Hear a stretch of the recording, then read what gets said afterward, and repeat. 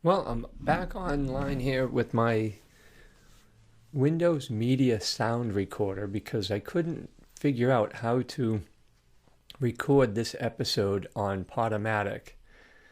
My technology savvy is in a massive learning curve and in a disgruntled relationship with technology. I would much rather be playing Frisbee with someone live than to be playing in a room on a computer, to be quite frank.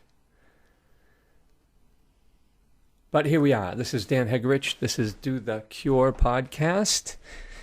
And I'm finding ways to bring content to you so that you can live a life that reduces and eliminates risk of coming into contact with or coming into experiencing chronic degenerative disease as part of your human experience. In my previous two podcasts, I'm laying down some of the framework of how I came here and how I got here to this moment in time. And it was through a lot of conscious suffering. Not from tolerating suffering like most people are doing, or as I think Thoreau said, people who are living quiet, desperate lives or something like that. They're living in a quiet desperation, right? People are really, really tired and are really, really unhappy and put on a social mask, specifically or especially in the United States, where everything is good. Ask someone, how are you doing? Great, I'm fine, everything's okay, awesome. But usually that's just the social mask, because statistically, things aren't going so well if you look at the health of Americans at large. If you listen to people clearly with an active hearing, that you're actually present with people, but most people aren't present with listening to people and observing them, because you are bogged down with your own troubles. Very difficult. So Do the Cure is all about becoming inspired to take your life back, and your life is made up of two things in my framework for life. Health is the foundation to life. You argue with this all the time. You know what you want to be doing to improve the quality of your health. You know, but then you come in contact with a program that says, no, don't do that. Self-abuse yourself. No, don't eat healthy because that's bad. Let's get, I don't know, how do you want to, whatever you want to say it. You don't want to get healthy. Parts of you do. Parts of you want to show people that you're getting healthy, or you go to the gym so that it can rationalize you eating junk food for the next 3 days, and you'll work it off at the gym. Great. If you have vital reserves that you want to use towards, processing junk food, you have all that freedom to do that. But in my previous episode, I was laying down that illness and disease doesn't happen overnight. It's created. It's an expression of creation. You don't catch a cold, you create a cold. Cancer is not something people get. It's acquired by your actions. It's acquired by your ignorance and arrogance. It's acquired by the creative process. It's an expression of creation. I know firsthand. I had a terminal form of non-Hodgkin's lymphoma many years ago, and I accepted it as a part of, how did I get into this? How did this come to me? Why am I here? I started to analyze my life. How much junk food did I eat? How much alcohol did I drink to get drunk in order to avoid emotionality? How did I abuse myself and disrespect my body? So health is the foundation to life. Love is the purpose for living. Health is in the body. Healing is of the mind, so that you can get on board with being love rather than the neediness of needing to be loved. And they're different. It's totally different. And I get it if you're in that state. I've been there. I was there a long time ago, and it took me a long time to get to where I am right now. 20 plus years. And that's why I'm coming out now to share that information, that journey a little bit. And hopefully it will reach you in some way. All of life on the earth plane of living is an expression of creation. And you are the creator, at least at the very best, an absolute idealistic philosophy. At the very least, you're a co-creator, that you are co-creating your reality. And disease is part of that reality, but it's part of a culture. It's part of a society. It's a part of your family upbringing and way of living. Well, you're gonna die of something. You might as well have a heart attack. You might as well have cancer. You might as well suffer a great deal of pain and suffering along the way. So Do the Cure is about an attitude. It's about a direction in which your choices lead you, because what you did today lays down the path for tomorrow, or the tracks that you're living tomorrow. And how the quality of life will unfold for you tomorrow is what you did today to your body and to your mind. And the one that's in the driver's seat is either your own soul, your own awareness. And with that awareness, you can make choices, and choices that either serve you to grow or choices that serve to actually impede your growth and help lay down, I guess, those habits, or enforce those habits, or reinforce those habits that will bring on chronic degenerative disease in your life. Now, I get it's complicated in the world we live in, but that still doesn't allow you to abdicate your responsibility to your body and to your mind and to your own spirit and to the creative process. Dr. Lawrence Cloud, my first oncologist, asked me a very powerful question when I was 28, when I was there to see, why am I so sick at 28? I could lift weights. I could bench press 300 pounds. I could do 50 push-ups, blah, blah, blah. I could do 25 chin-ups, blah, blah, blah. I had 16-inch, 14-inch biceps, blah, blah, blah. I thought I was healthy. This is a common theme too, folks. This is not something unusual.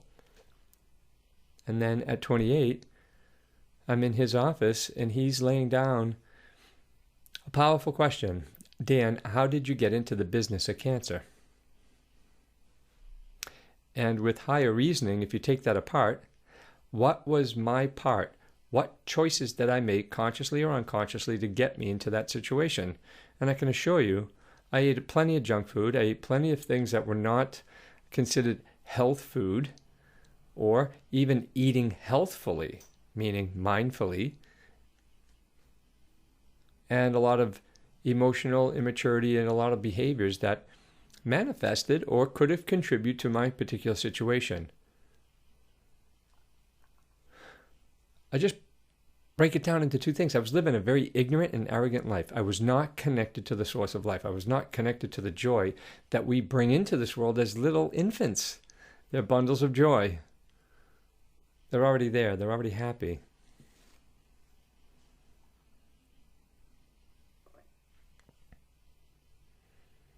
So with that powerful question, it set me on a course in Life University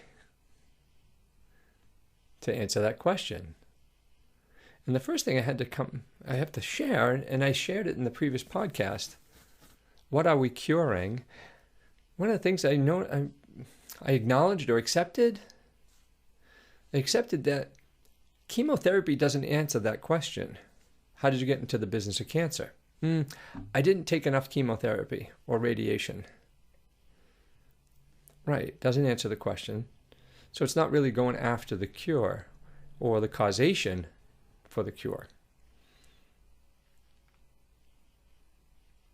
So the first thing I did was establish a philosophy that cancer is not even a disease. It's an expression of creation. Uncomfortable, yeah. There's many things that are uncomfortable that people are creating. Does that mean they're all diseases? No, not in the least. So if cancer is not a disease based on my own framework for me to navigate this crazy world, then what might it be? Well, it's an expression of the one disease. And in episode 2, What Are We Curing?, I shared with you a book, Never Be Sick Again by Raymond Francis. And he said that there's only one disease, and that's cellular malfunction. Your cell, or a large number of your cells, aren't working properly. There's only 2 main causes: deficiency and toxicity. Something's missing in your life, and you have to let go of something in your life in order for you to grow towards healthier and more loving experiences. He laid out that there were 6 pathways in which he claims, back when he was writing it. Nutrition. Duh. Everyone knows that what you eat can contribute to health and well-being, or it can take away. It's either going to put money in the bank, or it's going to take money out of the bank. And general toxicity, and that's usually coming from environmental toxins, biological toxins. The list goes on. I mean, if you just Google toxicity, I mean, there's so many chemicals in our environment all around you, in your house. You're breathing it in right now, and your body's a filter for those.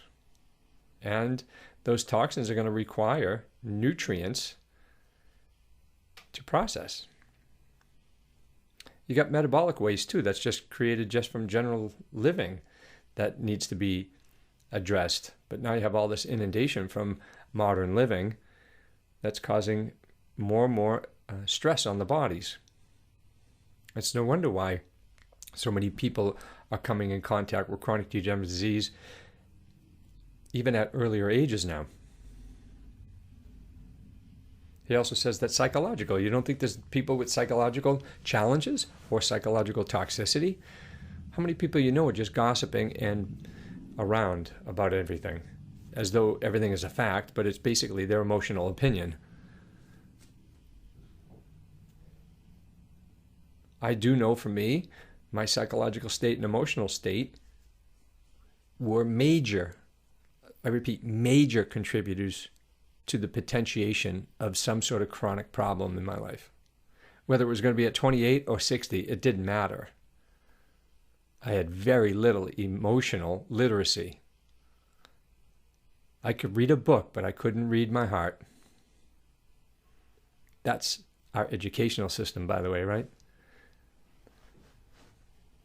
And psychologically, I had beliefs that were built on a lie. Like I had truths that were built on a lie. And if a truth is built on a lie, how will you ever question it? The only thing you're going to do is keep trying to validate your truth, even though it was built on a lie. That powerful question that Dr. Lawrence Cloud gave me, Dan, how did you get into the business of cancer? Opened me up that everything needs to be questioned. Everything. Everyone and everything needs to be questioned and put through some sort of scrutiny and positive self-doubt. That's why it's taken me 20-something years of distillation of my experience of how I supposedly cured my terminal cancer, so that I can come here and have some truth for you. I mean, I put my own belief system through quite a bit of self-reflection. And what I did back in 2000, or even when that question was presented to me in 1994, since that time, I have put my principal philosophy through my own mind and through the minds of others for distillation, so that you can take what you want from me and see what resonates with you. And hopefully I can reach into your own mind and heart so that you can start to create your miracle. Because if you created your illness, if you take responsibility for creating your illness and your diseases and your current state of health, then you have an opportunity to create your wellness.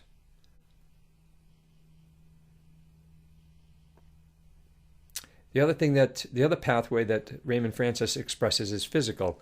I'm not sure what he meant by that, but physical means if you have old injuries that were not rehabilitated properly, they feed into your system as pain, and that pain requires more nourishment, more self-care. He also says genetics. Well, some people believe genetics are responsible for a lot of problems in a person's life. I do know this: everyone is born with predispositions, yet it takes precipitating factors to exacerbate those genetic predispositions. What are those precipitating factors? If you remove the precipitating factors, and perhaps if you start adding in lifestyle factors that builds health and builds emotional literacy towards emotional intelligence, might we actually start to create positive mutations in our genetic expression? Meaning we take a bad genetic expression and we actually turn it around and we make a positive change. And that is why I align with Bruce Lipton's work and beyond the biology of a belief, where he really does an amazing job of talking that there is something much bigger than our genetics, and that is, of course, epigenetics, the study of epigenetics. And lastly, the last pathway, the sixth one, is medical intervention.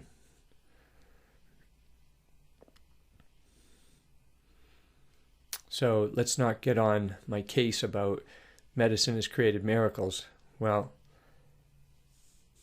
let's just say my stance is they couldn't figure out my cancer, and there's a lot of smart people in that industry that were working on my behalf to help me cure my cancer, supposedly, or to manage my disease. And now that I'm 25 years past that mark, or 20 years, or whatever you want to call it, how come none of them have contacted me to see what was it in me, or what was I doing that helped me create my miracle? Why aren't they reaching out to find out what I was doing? Here's why: because it involves two things: nutrition and movement. It involves nutrition and movement and a big picture holistic approach. I also add in detoxification and dialogue, like the dialogue we're having right now. You have to start to dialogue and open up a conversation through self-reflection so you can connect to the source of your life, to the source of what you are in spirit and who you are in personality and who you are in your own character, both your strengths and your shortcomings. And then to seek what you love to do for the sake of doing it in this world. So that was that book. That's what I expressed in a little bit. And incidentally, there's another book that sort of mirrors what Raymond Francis wrote about. And this book is called The Chronic Stress Crisis by Dr. Bill Timmons, or William Timmons is his author name. Bill Timmons is as I knew him. I had the privilege of working with Dr. Timmons back in 2005, 2006 for a little while. And we had some heart-to-heart conversations because he was working, he was an amazing human being that understood doing the cure. He would love that. He understood it. And he had his own model that he created over many years from, I guess, rising up out of the ashes of his own illnesses and challenges physical challenges. He had a lot of trouble with chemical toxicity. His whole system shut down. He was a boy in a bubble. He couldn't do much of anything. He had to live in the desert, for God's sake, because he was so allergic to a lot of things in modern life. And this was a long time ago. But he pulled himself up, and he created a remarkable amount of protocols and assessment processes to help people reverse their chronic illnesses.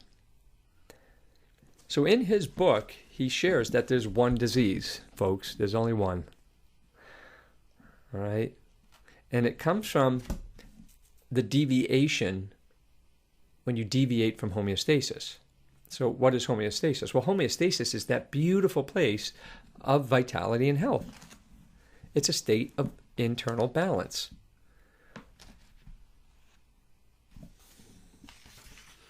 In his book on page 25, here, I just pulled it out. I just had to find it. Where does health end and illness begin? Homeostasis is a condition of dynamic equilibrium inside the body. The body is in a balanced state of being. In other words, it is healthy. It is programmed for health. That's why we have pain. Pain is a sign that we're not in balance, and hopefully the pain's great enough so that you can say, oh, I better make better choices. The tissues receive an adequate and constant level of oxygen and nutrients at the cellular level, and all systems function in harmony. See, that's what Raymond Francis said, didn't he? At the cellular level, cellular malfunction, where it has a deficiency, and that deficiency creates an excess of something that's harmful. And he's expressing one of nature's basic laws, the law of balance. Nature always seeks balance and is always in balance. And when you're in balance, when a cell is in balance, it can communicate and create harmony with other cells. That's the same with me. If I'm in balance and I feel like vibrant and vital and well rested, it's so easy to get along in life. Life is easier and more joyful. And the small stuff just can't penetrate, can't get to me. And that's the second law of nature, is harmony, the law of harmony. So right there in that one statement that Dr. Timmons was talking about, he's talking about those two basic laws. And I've shared that if you want to eliminate your risk of chronic degenerative disease as part of your human experience, then you have to start learning to live more in accordance with nature's laws and your true authentic nature.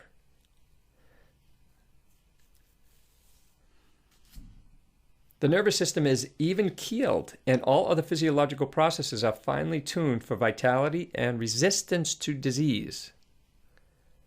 All is well when one is in homeostasis, he further states on that page. All is well in homeostasis. So once we deviate away from homeostasis, he calls that stage 1.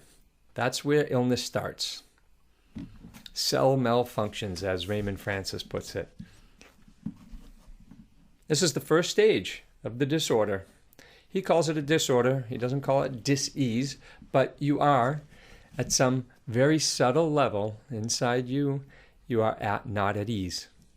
Because homeostasis is when you are at ease. So the natural response for you when you deviate from homeostasis, the natural response and yearning is to get back into homeostasis. That's the yearning. That's probably why you're on this podcast right now, listening to me, is because there's a yearning to be well, to feel good, to have energy, to have vitality and youthfulness in body and in mind, of course. But if you are not able to hear the subtle messages and meet your true needs to bring you to homeostasis, then you're going to continue on with the lifestyle habits that you've been doing for a while, which are going to bring you further away from homeostasis. You see, the pain isn't great enough, so the pain has to get louder. So you drift into the second stage of deviation from homeostasis, or the second stage of the disorder or disease, or not being at ease. And Dr. Bill Timmons calls that the pathophysiological stage. The functional changes that accompany a particular syndrome or disease. So this is where there are some subclinical signs, if you know how to see them or assess for them. And Dr. Bill Timmons was a pioneer in functional medicine and functional medicine assessment especially. And this is where they aim to try and assess people, is what's the causation of the disorder, of this loss of homeostasis.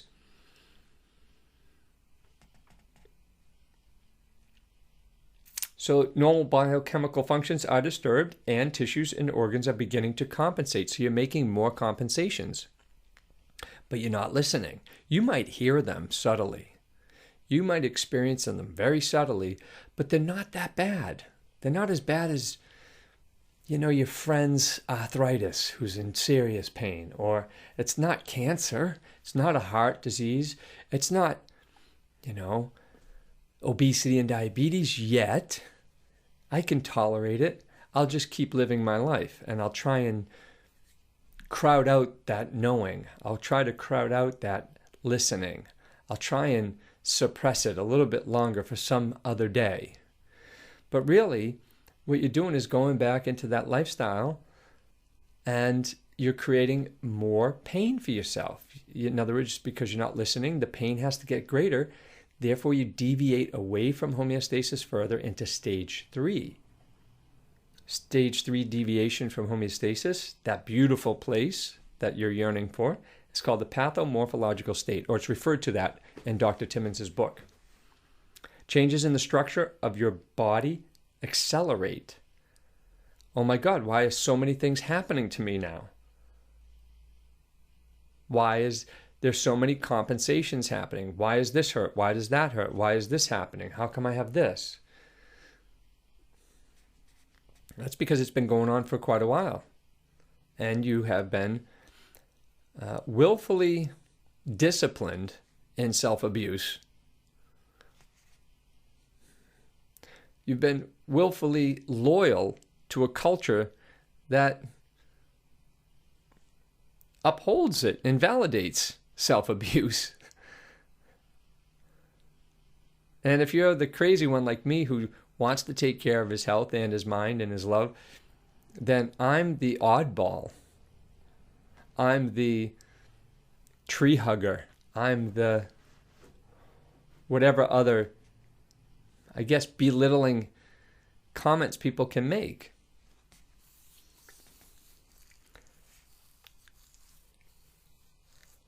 So you're in stage 3 deviation. Now you're complaining about them. Complaining them internally. You might not complain to someone else if you're someone that just internalizes. So you might just be complaining internally a lot and put on a great social mask that everything is okay. You'll get through it. That means you're pretty tough. And you're loyal to a program of lifestyle habits of self-abuse. So you're going to continue those same habits. And that's just going to allow you to drift into the next stage. Quietly, gently. Stage 4, symptomology. That's where symptoms are now there. They're right at the surface. Now the doctors, your medical doctor has something to work with. Before that, it's all in your head, of course. And if you're complaining internally, that actually creates more stress too, because you need dialogue with someone else to start to get to this place of like, what can I do? I want my yearn to be better. And maybe you are in dialogue with someone. Maybe you do have a psychologist, social worker, a therapist, someone that you're talking to. And it's not really dealing with those lifestyle habits. Nutrition, movement, detoxification, and dialogue with yourself, your true self. That part of you that knows what you need to do, the part of you that knows what your needs are, knows what it even know what you need to do to meet those needs, but you're afraid. I get it. Because others might not like the idea that you're going to get healthier than they are. So they'll help sabotage you. Stage 4, symptomology. The doctors intervene here and they manage the symptoms. And it's like Vegas. Some people get better. Most people don't. A few people win in Vegas and most people lose. Vegas was built on losers, right?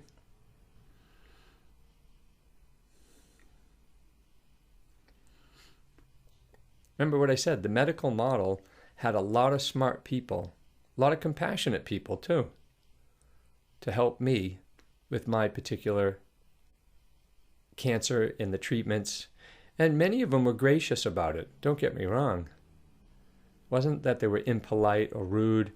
In fact, I had some amazing human beings at my side as far as the nurses are concerned. And I'll bring in some stories about that down the road.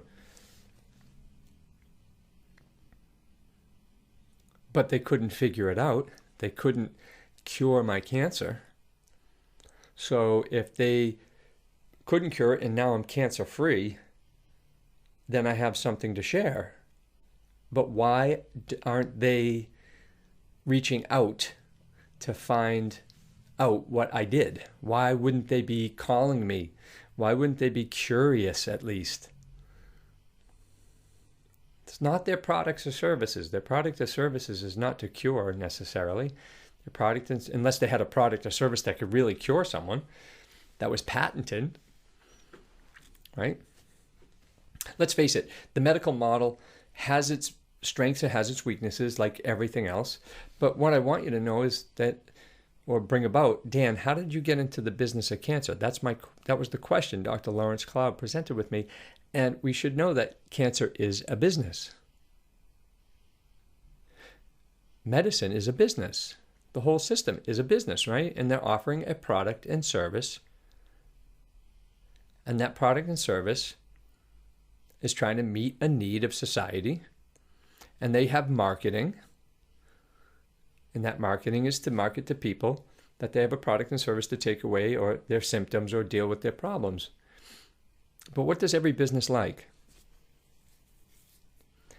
Repeat customers. Loyal customers.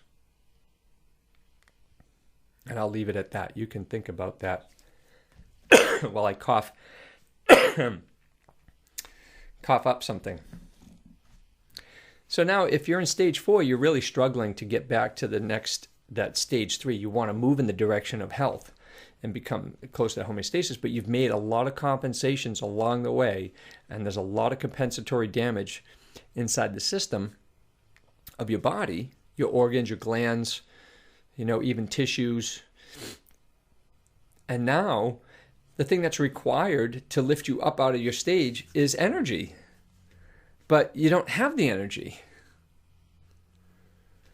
This is the predicament you face. So,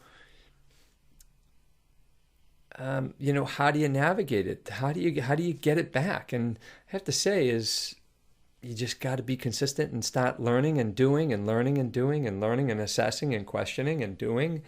It's all about the practice and putting things into play.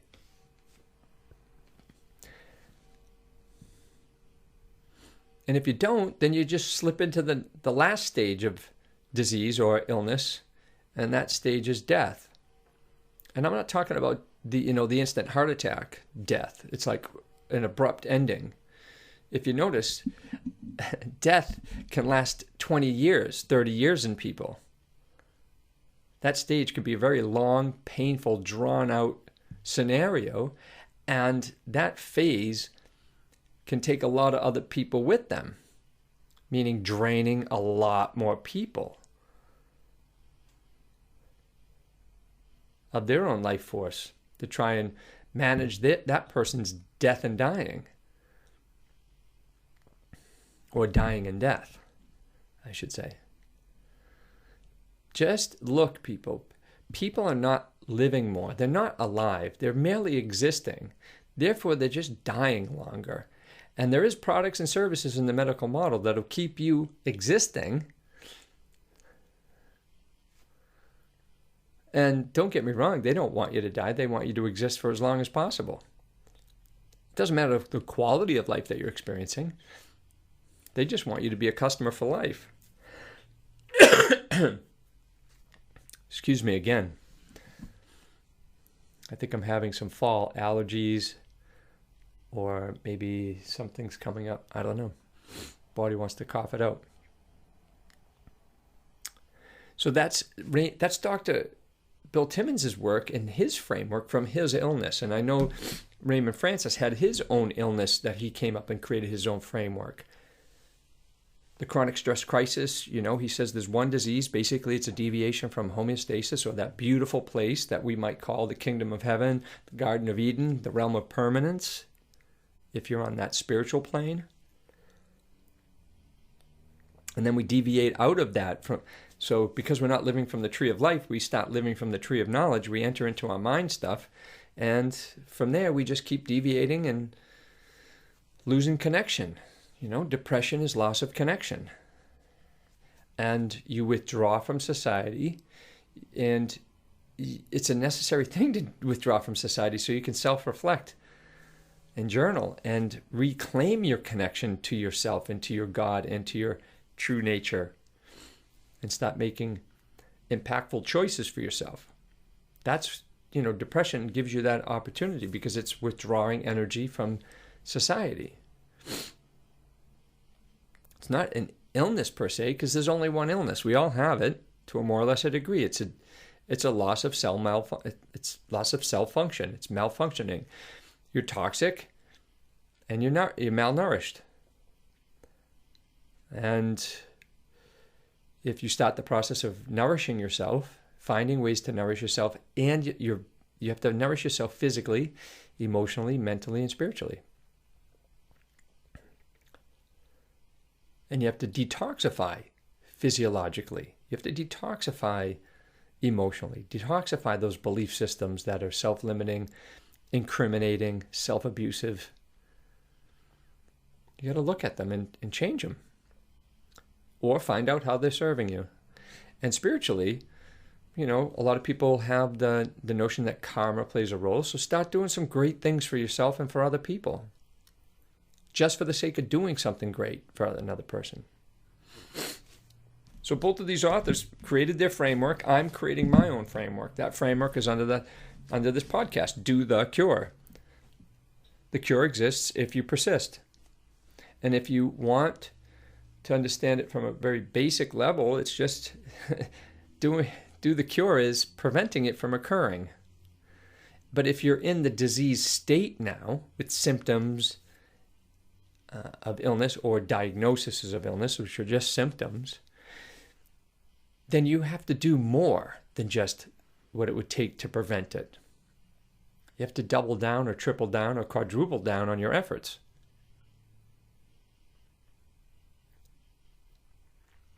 So my framework is the main frame of the framework is basically nutrition and movement. And now I add in detoxification, appropriate detoxification, and some kind of dialogue. Remember, journaling is dialogue. You're having a dialogue right now. We've been dialoguing for about 35 minutes now, almost 40 minutes together. You're always in dialogue with yourself, driving to work, at home. You're always in dialogue. So become aware of that dialogue. Become aware of those inner thoughts. Become aware of those feelings. And start to change the dialogue. Change the dialogue, change the story.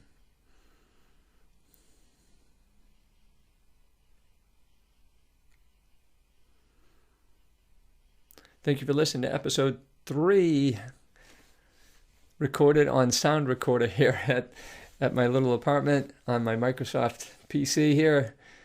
Took me 3 attempts. I hope this one works. For more information about me, you can visit my YouTube channel under Dan Hegerich. You can visit my website, danhegerich.com. If you liked this podcast, if you sifted through this and you got something, if it touched you, if it reached you in some way, then please share it with me. I want you to make a comment because that gives me fuel, because we're both co-creators in this process, I think. If you want, you can follow my Facebook page, Dan Hegerich, and Instagram and all these social media outlets that my nephew Kevin is helping me to organize and orchestrate so that we can maybe shift the society from doing disease, dysfunction, and delusion to doing the cure, which means we can all become healthier, wealthier, and more loving today than we were yesterday by the actions we did today.